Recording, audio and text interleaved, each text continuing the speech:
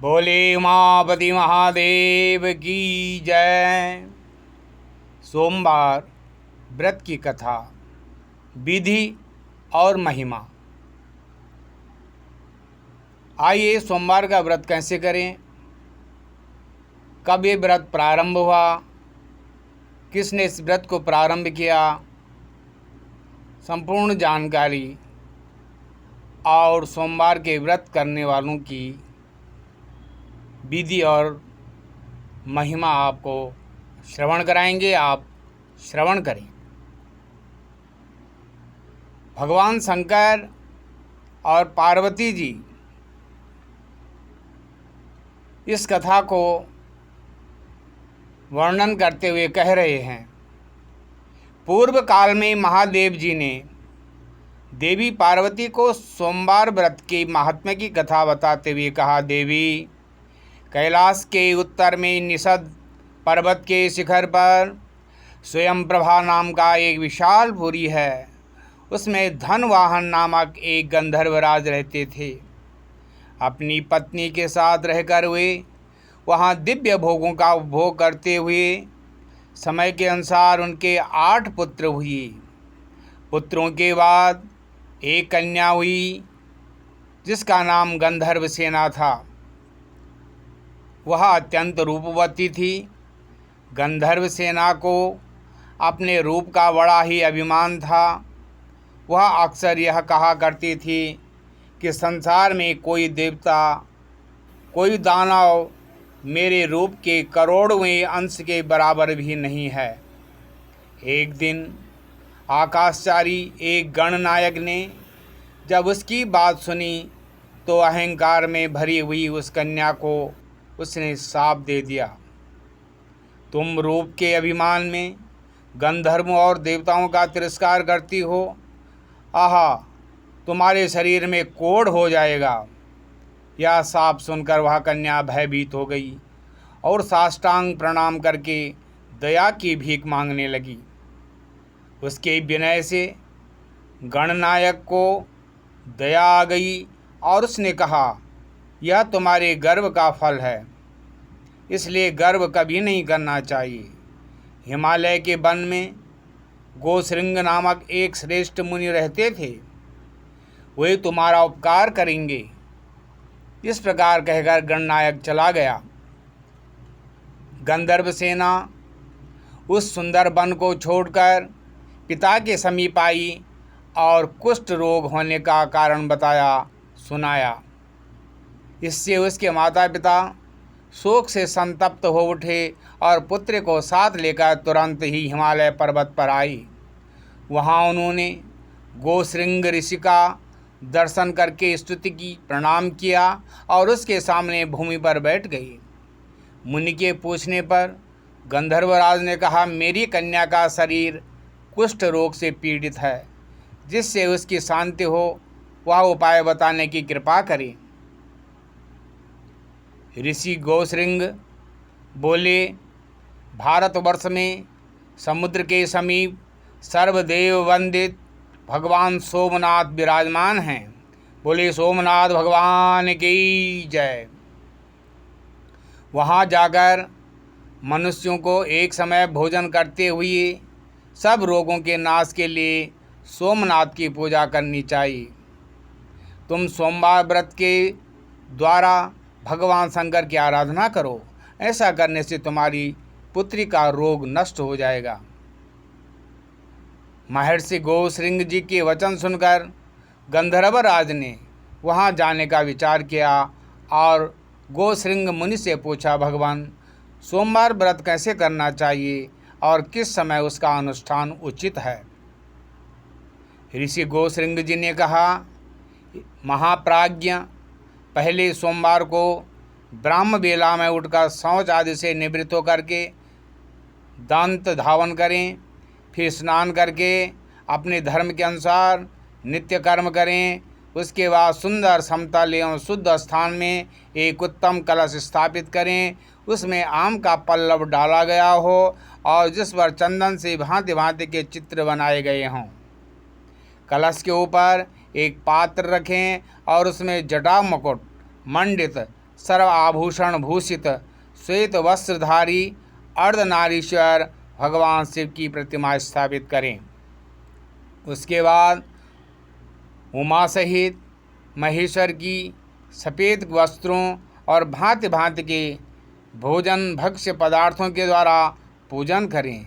बिजौरा नींबू अर्पित करें और इस प्रकार पूजा करें।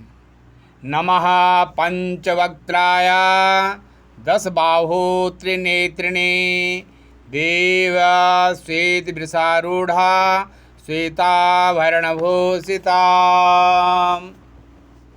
उमा देहार्ध संयुक्तम नमस्ते सर्वमूर्तये। ये वर्णन जो है स्कंद पुराण के प्रवास खंड में आया है। महादेव आप श्वेत वृषभ पर आरूढ़ हैं, श्वेत आभूषणों से भूषित हैं, आधे शरीर में भगवती उमा से संयुक्त है, अर्थात आधा शरीर अर्धनारीश्वर है। आपके 5 मुख हैं, 10 भुजाएं हैं और प्रत्येक मुख के साथ 3-3 नेत्र हैं। आपको नमस्कार है प्रभु, आप सर्वस्वरूप हैं, आपको नमस्कार है। इस मंत्र से पूजन और स्तुति करने के बाद रात्रि में भोजन करें। सोमनाथ महादेव जी का ध्यान करते हुए कुश की चटाई पर सोएं। ऐसा करने पर 18 प्रकार के कुष्ठ रोगों का नाश होता है। दूसरे सोमवार को करंजका दंत धावन कर ज्येष्ठा शक्ति से संयुक्त शिव का कमल के फूलों से विधिवत पूजन करें। भगवान को नारंगी चढ़ाएं। शेष सब विधि पूर्ववत करें जैसे पहले करें। ऐसा करने से लाख गोदान का फल प्राप्त होता है। तीसरे सोमवार को अपामार्ग की दातून करके शिव जी का पूजन करें। अनार के फल का भोग लगाएं और चमेली के फूलों से पूजा करें। उस दिन सिद्धि नामक शक्ति के साथ शिव की पूजा करनी चाहिए। चौथे सोमवार को गोलर की दातून करने का विधान है। उस दिन उमा सहित गौरीपति की पूजा करें, नारियल का फल चढ़ाएं और दौने का पत्ता पूजा करें, दौने के पत्ते से पूजा करें। रात्रि में जागरण करें। 5वें सोमवार को विभूषित सहित गणेश्वर की कुंद के फूलों से पूजा करें, पीपल की दातून करें और मुनक्का के साथ अर्घ्य दें। ऐसा करने से अश्वमेध यज्ञ का फल प्राप्त होता है। 6ठे सोमवार को भद्रा सहित स्वरूप नामक शिव का पूजन करें, चमेली की दातून करें और धतूर के फल से अर्घ्य दें। उस दिन बेला के फूलों से परम भक्ति पूर्वक पूजा करनी चाहिए। 7वें सोमवार को बेला की दातून करें और दीप्ता शक्ति के साथ सर्वज्ञ शिव की पूजा करें। जम्भीरी नींबू का फल अर्पण करें और चमेली के फूलों से पूजा करें। ऐसा करने से अनंत फल की प्राप्ति होती है। 8वें सोमवार को केले के फल और मरवा के फूलों से अमोघा शक्ति सहित जगदीश्वर शिव का पूजन करें। इससे अग्निष्टोम यज्ञ का फल प्राप्त होता है।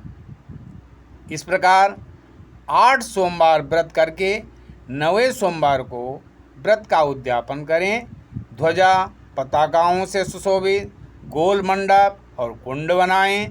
4 दरवाजे बनाकर मंडप के मध्य में चौकोर वेदी का निर्माण करें।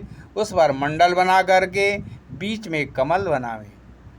8 दिशाओं में पृथक पृथक स्वर्ण सहित कलश स्थापित करके पूर्व से लेकर वामादि शक्तियों की स्थापना करें। कर्णिका में परम प्रकाश में श्री सोमनाथ जी को विराजमान करें। सोमनाथ जी की सोने की मूर्ति प्रतिमा मनोमती नामक शक्ति के सहित स्वर्ण सैया पर स्थापित करनी चाहिए। स्वर्ण या चांदी आदि के पात्र को शहद से भरकर उसे स्वर्ण सैया पर आच्छादित करके रख दें। और उसी पर शिव प्रतिमा का पूजन करें। फिर वस्त्र, आभूषण, तांबूल, छत्र, चंवर, दर्पण, दीप, घंटा, चंदोवा, सैया और गदा आदि वस्तुएं सोमनाथ जी की प्रीति के उद्देश्य से आचार्य शास्त्री ब्राह्मण को प्रदान करें, दान करें, वही होम कराएं। पूजन करके रात में वही जागरण करें। अपने हृदय में सोमनाथ जी का ध्यान करते हुए पंचगव्य पीकर रहें। प्रातःकाल स्नान करके विधि पूर्वक सोमदेव का ध्यान करें। उसके पश्चात दूध और खांड से बने हुए अनेक प्रकार के भक्ष्य भोज्य पदार्थों के द्वारा 9 ब्राह्मणों को भक्तिपूर्वक भोजन कराएं। 2 वस्त्रों और 1 गो का दान करके विसर्जन करें। इस प्रकार सोमवार व्रत का पालन करने वाला पुरुष अक्षय पुण्य का भागी होता है। गोश्रृंग मुनि के इस प्रकार कहने पर गंधर्वराज धनवाहन अपनी पुत्री के साथ सब उपहार लेकर प्रभास क्षेत्र में आए। वे सोमनाथ जी का दर्शन करके आनंद में मग्न हो गई। सोमनाथ जी का पूजन करके उन्होंने कन्या सहित सोमवार का व्रत किया। इससे उनके ऊपर सोमनाथ जी प्रसन्न हुए और उन्होंने उनकी कन्या के रोगों का नाश करके समस्त कामनाओं की सिद्धि देने वाला गंधर्व देश का राज्य तथा अपनी भक्ति उनको प्रदान कर दी। बोली उमापति महादेव की जय। इसी अवसर पर हम 12 ज्योतिर्लिंगों का भी स्मरण करते हैं, जिसमें सोमनाथ प्रसिद्ध है। सौराष्ट्रे सोमनाथं च श्रीशैले मल्लिकार्जुनम् उज्जयिन्यां महाकालं ओंकारं अमलेश्वरं परल्यां वैद्यनाथं च डाकन्यां भीमशंकरं सेतुवन्धे तु रामेशं नागेशं दारुकावने वाराणस्यां तु विशेषं त्र्यम्बकं गौतमी तटे हिमालये तु केदारं घुस्मेशं च शिवालये एतानि ज्योतिर्लिंगानि सायं प्रातः पठेन् सप्तजन कृतं पापाय स्मरेण विनश्यति। बोली उमापति महादेव की जय।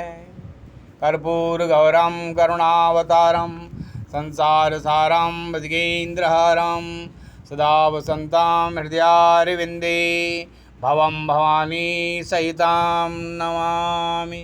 ओम श्री गौरी शंकराय नमः। उमा महेश्वराय नमः।